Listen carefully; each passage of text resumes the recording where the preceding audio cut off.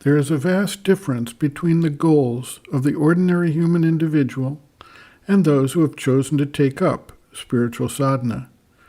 This difference defines the way they respectively look at things, including the various normal and natural functions of human life. For the ordinary individual, it turns out that their lives are very much defined by their interests, their careers, their relationships, and the various forms of enjoyment they seek.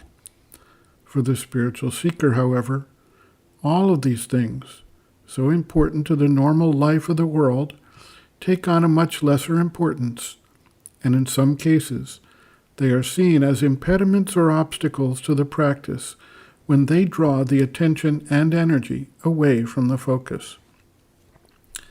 Fixating on food, fulfillment of a particular ambition or desire, or the lure and enjoyment of sex act as distractions for the spiritual seeker.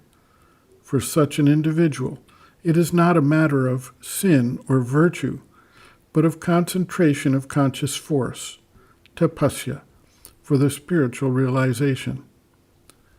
Sri Aurobindo observes, quote, "As to the sexual impulse, regard it not as something sinful and horrible and attractive at the same time, but as a mistake and wrong movement of the lower nature.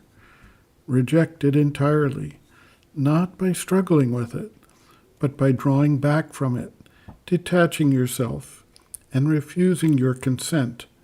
Look at it as something not your own, but imposed on you by a force of nature outside you. Refuse all consent to the imposition. If anything, in your vital consents, insist on that part of you withdrawing its consent. Call in the divine force to help you in your withdrawal and refusal. If you can do this, quietly and resolutely and patiently, in the end, your inner will prevail against the habit of the outer nature." End quote.